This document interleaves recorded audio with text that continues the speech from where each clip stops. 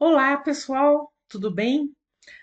Bom, eu espero estar criando com este vídeo uma playlist sobre certos aspectos da astrologia que são mitos, tá? Que são coisas que não fazem parte do conhecimento hermético e quântico da astrologia. Quem já me conhece sabe que eu pratico astrologia dentro da filosofia hermética, tá? E com o respaldo aí da física quântica, do ativismo quântico. Portanto, quando a gente se aprofunda em algum conhecimento, como é a astrologia, nós começamos a ver certos nós, né? Certas questões que não são dissolvidas, mas que justamente por isso, por não serem dissolvidas, elas se propagam, né? Ainda mais hoje em dia, né? Na era da informação distribuída e descentralizada, o que é muito bom, mas ao mesmo tempo, algumas pessoas se aproveitam da deficiência intelectual de uma grande maioria das pessoas, né, da população, e acabam propagando coisas que são facilmente verificáveis quando você se aprofunda, tá? O caso, né, aqui das casas interceptadas ou signos interceptados.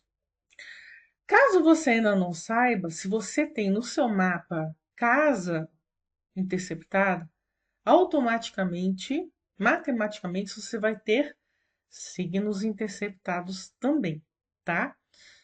Enfim, mas, né, outro motivo pelo qual eu estou começando essa playlist é justamente por causa dessa, né, informação, né, ah, rasa sobre certos aspectos da astrologia, fez com que certos espertalhões ou espertalhonas começassem a se apresentar como mentores, né? Mentores ou coaches, né? Como você quiser, influencers, né? Como você quiser chamar hoje em dia, de astrologia. E aí eu já vi logo, né, no começo, né, dessa mentoria astrológica, uma aberração, né, de falar, puxa, você tem casas astrológicas, casas interceptadas no seu mapa de nascimento, é porque você traz um karma de outra vida. Ora, o que não é nosso mapa como um todo, além do resultado de todas as nossas vidas, de todas as nossas encarnações. Ah, você pode dizer, mas eu não acredito em reencarnação. Reencarnação? Qual né, a conexão com a astrologia? Na verdade, a astrologia é uma ciência, né? Se você tiver uma inteligência intuitiva forte, você vai ver a astrologia como uma ciência além da cortina do determinismo da ciência materialista. Beleza. Agora, se você, né, fala, não, a astrologia é só, né, como a astrologia védica é ligada à fé, à religião dos indianos, aí tudo bem, é outra coisa. Mas digamos que você não reconheça, você não acredita em reencarnação. Então, você dá uma pesquisada num biólogo chamado Rupert Sheldrake, que ele fala a respeito da ressonância morfogenética, tá? Então, né, em outras palavras e resumindo, essa ressonância morfogenética, tá? Ou seja, que vai além, né, do simples DNA, você traz, né? Você herda ao longo de todas as suas encarnações. Então, em outras palavras, tá? Você pode olhar para o seu mapa de nascimento e ver ali o resultado, né? Se você acredita em reencarnação, de todas as suas encarnações, e aí você, né, resultou nisso, nesse ser, né? Nessa representação gráfica do seu ser, né? Da sua psique. Ou você pode olhar para o seu mapa astrológico e falar: esse é o resultado de toda a herança morfogenética ao longo de todos os meus antepassados ancestrais até agora, né? As decisões que eles tomaram, as escolhas, as vivências, resultou aí no seu mapa astrológico. Não apenas em casas interceptadas ou signos interceptados, né? Então, isso aí já é uma coisa para chamar a atenção, para justificar, cara. O mapa astrológico não serve para dizer, eu sou assim porque eu tenho tal coisa. Por exemplo, você nasceu com Saturno na casa 7.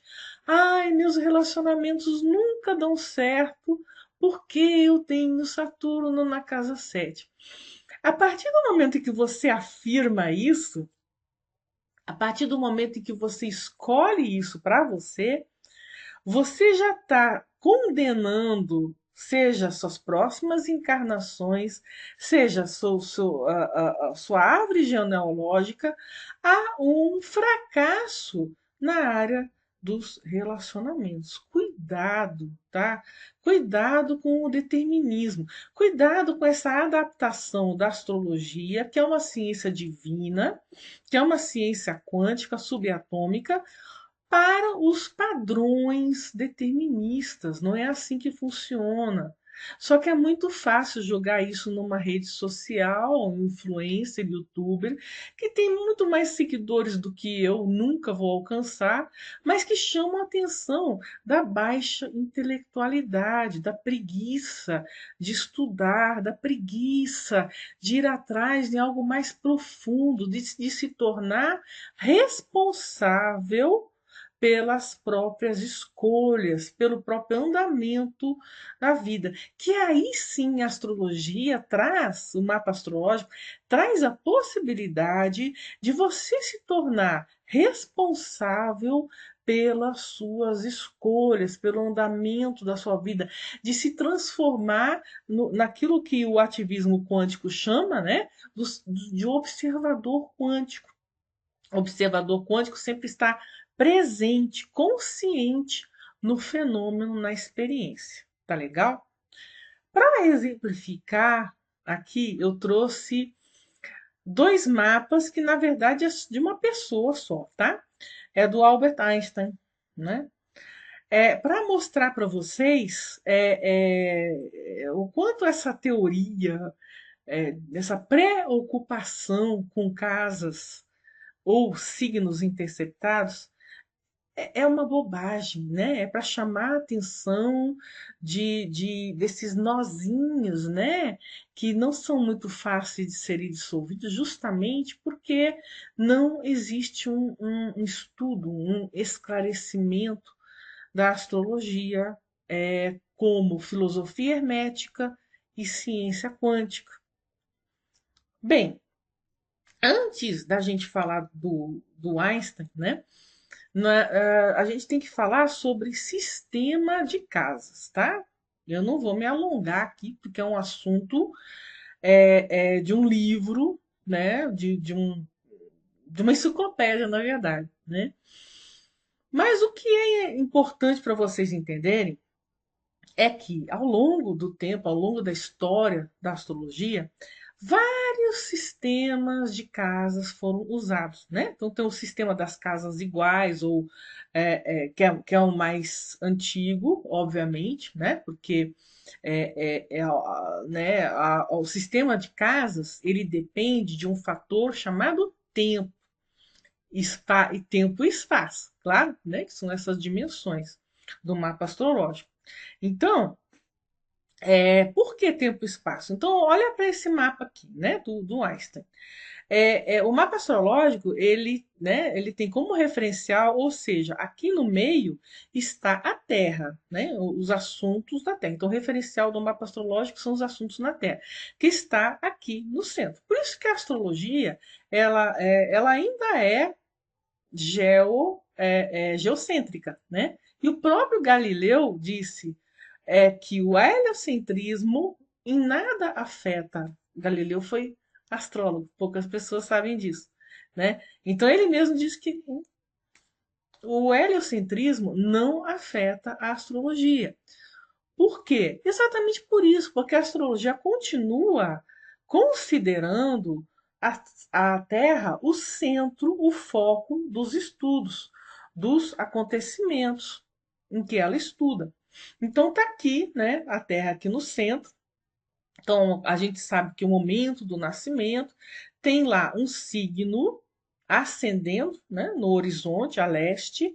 Esse signo ascendendo a leste se chama signo ascendente, tá? E temos também o tal do meio do céu, que é justamente quando o Sol, né? O Sol chega lá ao meio-dia, né? Ou seja, tá o ascendente, não, o ascendente linha do ascendente, ou seja, né? O signo que está subindo no ascendente, o signo que está, vamos dizer assim, na posição do meio-dia, do Sol do meio-dia, tá? Então, que é a parte mais alta do mapa astrológico. Então, dessa maneira, você pode pensar, então o mapa astrológico nada mais é do que um reloginho. Exatamente isso, tá? Ou seja, no dia lá que você nasceu, o Sol nasceu num determinado horário. Esse horário é o ascendente, tá? Grosso modo, tá? Sei que agora a cabeça de vocês está explodindo. O meio-dia é aqui o meio do céu, que é a cúspide da casa 10. Da mesma maneira, se o Sol nasce aqui no leste ascendente, ele vai descer no poente, que é o descendente, cúspide da casa 10. Portanto, o fundo do céu, que é né, oposto aqui ao meio do céu, meio-dia, é o quê? O fundo do céu representa meia-noite. Então, é assim que se descobre as casas, né? Lógico, dependendo do sistema. Então, é um mapa astrológico, é um reloginho, que vai depender do quê? Do horário que você nasceu, do local. É aí que entra, né, o que os antigos astrólogos, que também estudavam muito bem a astronomia, né? E são coisas assim que a astronomia, pelo menos alguns, vamos dizer assim, noções de astronomia é extremamente importante para qualquer astrólogo, né? Então é assim que eles começaram a montar as casas, né? Como que se monta as casas? Como que essa pessoa nasceu em tal lugar e tal. Bom, até aí tudo bem. Sei que é complicado, eu acho que esse é o vídeo mais complicado dessa playlist, tá? Porque tem esse fator trigonométrico, matemático, geométrico, então fica meio chato.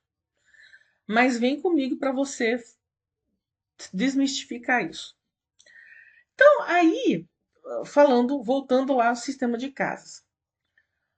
Vários sistemas, os mais recentes e mais fiéis, especialmente a localização no globo terrestre. E aí nós temos latitudes, ou seja, né?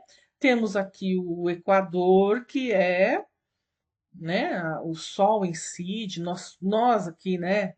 Eu moro perto de Brasília, 30 quilômetros de Brasília. Se você nasceu no Brasil, a não ser lá no sul, né, você percebe assim uma uma certa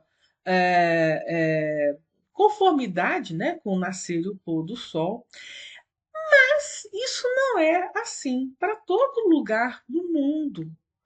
Naqueles extremos polares, né, naqueles extremos das zonas temperadas, tipo o norte do Canadá, Noruega, Suécia, Sibéria, Alasca, sul do Chile, né, aqueles lugares em que às vezes o sol não se põe, ou existe lá meses e meses de noite, tá? É claro que o sistema de casas ali, se isso aqui é um reloginho, sol nasceu. Ué, mas se o sol fica mais de 20, se o sol só se põe às 8 horas da noite, né? Como que o sistema de casas vai funcionar? Então, tem deixa eu ver o nome dele aqui, é um monge, né? Chamado Plácido de Tito. Plácido de Tito, espanhol, que no século XVII inventou um sistema de casas com o nome dele, o sistema Plácidos, que até hoje é muito usado, principalmente quando você vai lá fazer o seu mapinha na internet, né? Então faz o mapinha na internet. Se esse site, muitas vezes ele não expõe isso, né? Então, se esse site ele usa o sistema Plácidos, né? Você vai olhar lá, então estou usando o sistema desse monge aqui, né? Então ele conseguiu de uma forma bem atualizada, né? Através de cálculos em quadrantes. O que são os quadrantes? Esses quadrantes aqui, o ascendente até o meio do céu, né? O quadrante aqui da casa 12 até a casa 10, o quadrante do meio do céu, do fundo do céu, né? Que ao meia-noite até os 6 da manhã. Então ele conseguiu, através desse estudo, chegar a uma precisão muito grande. No entanto, ainda faltava latitudes acima de 60, 66 graus, ou seja, pessoal que nascia no norte do Canadá, né? Pô, mas quem é que vai nascer ali? Mas tem gente, né? E não é só isso. Se você, sei lá, quer explorar, né, o Alasca, tal, e aí você passa o seu aniversário ali, como é que você vai calcular sua revolução solar? Entendeu? Então, entre os anos 60 e 70, os astrólogos ingleses, né?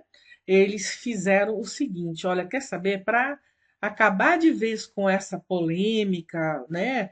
E considerar todas as latitudes terrestres para ter uma maior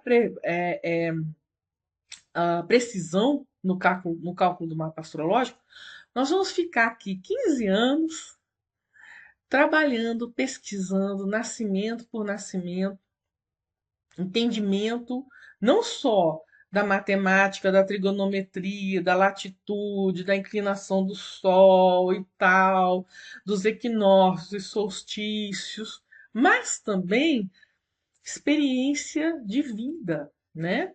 Experiência daqueles que nasceram nessas regiões ou em outras regiões para ver, para fazer essa comparação, entendeu?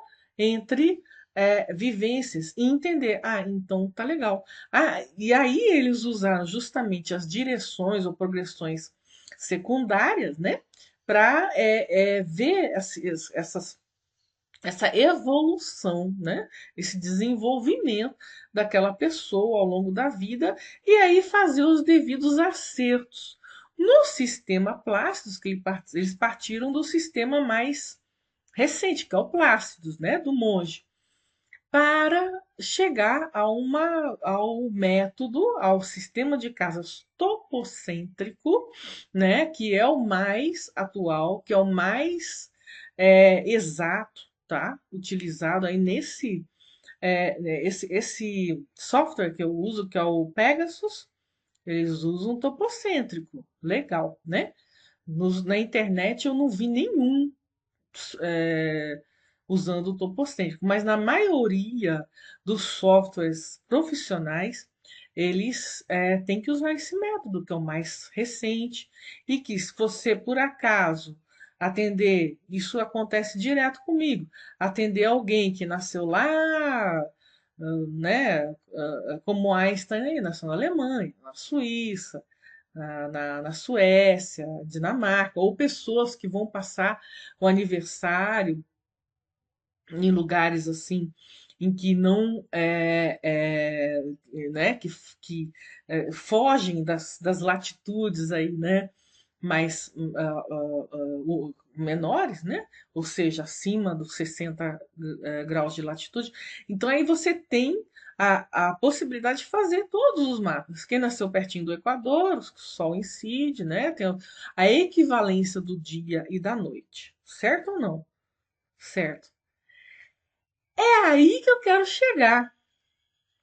Então aí você é inteligente, já começa a pensar, peraí, se eu nasci perto do Equador, nas regiões próximas à linha do Equador,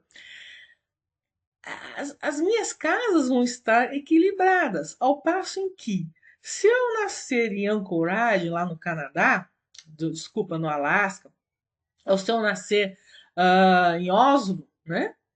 Ou como o Albert Einstein, né? Que nasceu aqui no final do inverno na Alemanha, né? Poxa, é óbvio, né, que pela declinação do Sol, o meu mapa ele não vai ser igual a um mapa de quem nasceu perto do Equador, né? Então, até a título de exemplo, eu fiz aqui, né, o Albert Einstein, segundo aí o Astro Data Bank, né, existe um banco de dados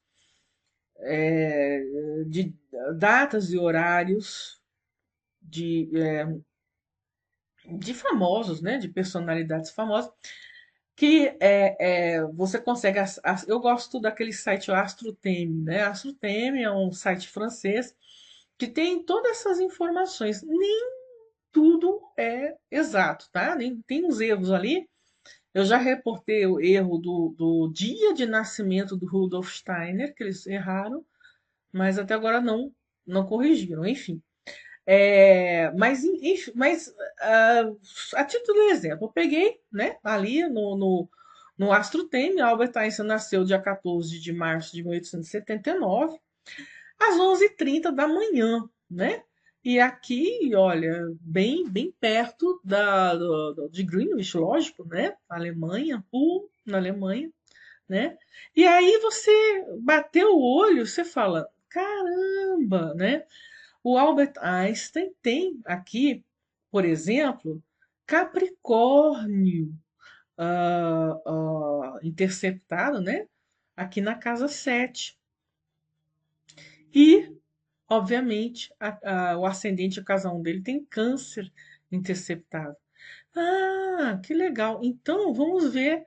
Como eu falei, se você tem signo interceptado, você vai ter casas interceptadas também.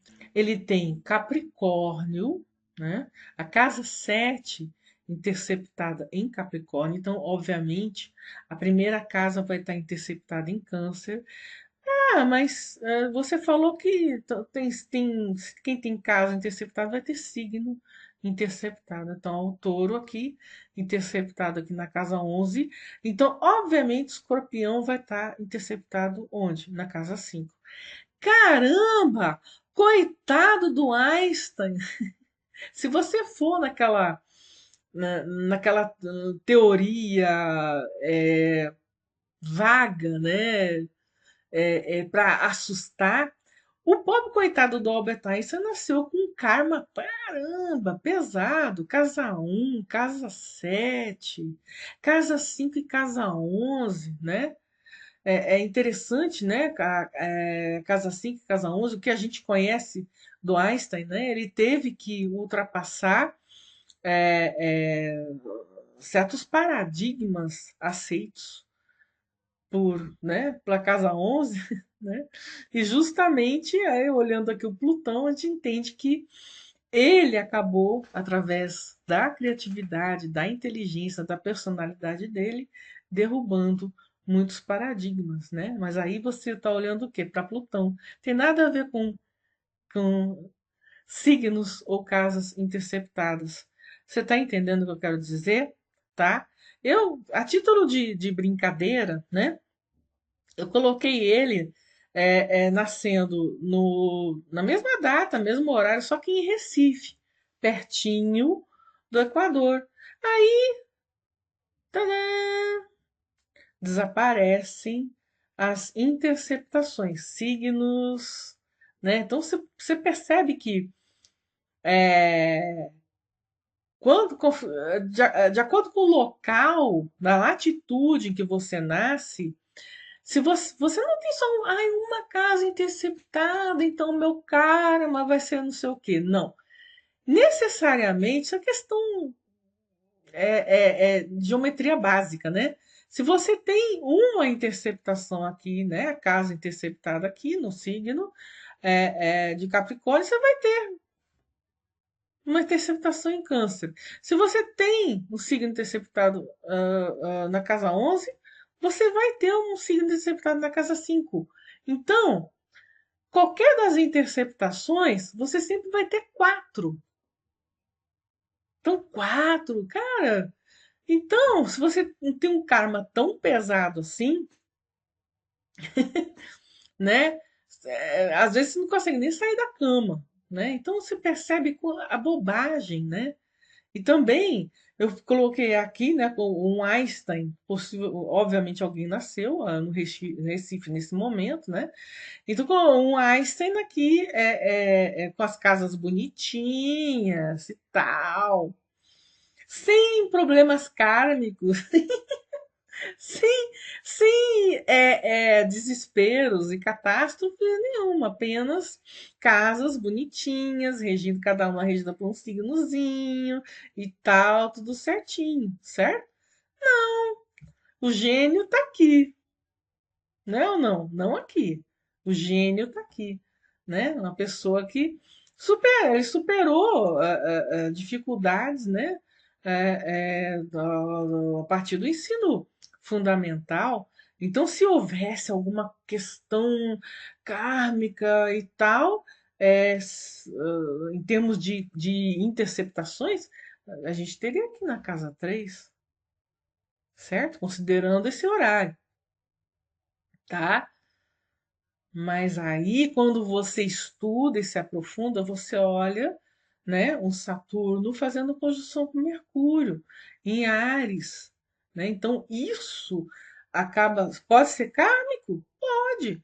De repente, alguém, né, dos antepassados, ou ele mesmo, em outras encarnações, ele era uma pessoa teimosa, era uma pessoa apegada a certas verdades, né? Saturno fazendo conjunção com Mercúrio. Mercúrio é como a gente pensa, como a gente raciocina. Saturno impõe limitações. Então, esse aspecto, isso é que fez o Einstein fazer escolhas brilhantes. Porque ao perceber essa limitação que é intelectual, de estudos que ele tinha, ele fez todo o esforço para ultrapassar isso. Essa é a escolha maravilhosa que uma pessoa pode fazer, é ultrapassar as limitações. A partir que você ultrapassa uma limitação de entendimento, uma limitação intelectual, e a gente sabe pela biografia do Einstein que ele teve problemas justamente no ensino fundamental, na escola, né?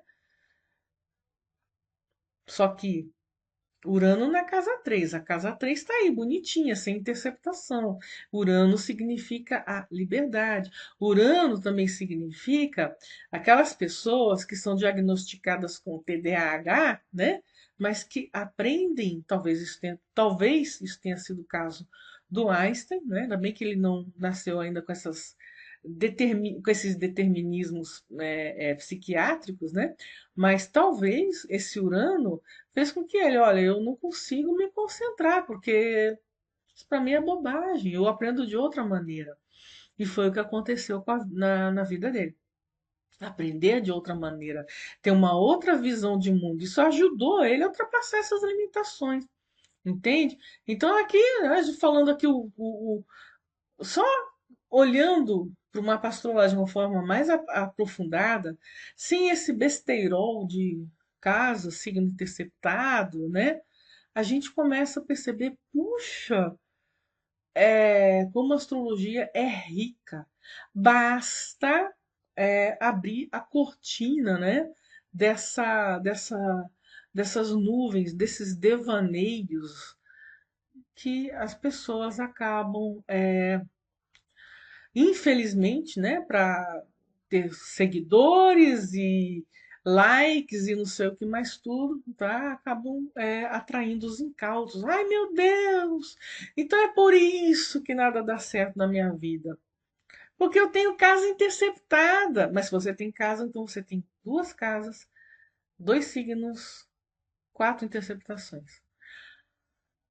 Que o diga o nosso querido e famoso, eterno, imortal Albert Einstein. Aí com todas as interceptações, mas no entanto ele foi brilhante. Então, larga a mão de vitimismo, de ouvir esse pessoal que propaga esse vitimismo, esse determinismo, esse catastrofismo na área das ciências ocultas e estude.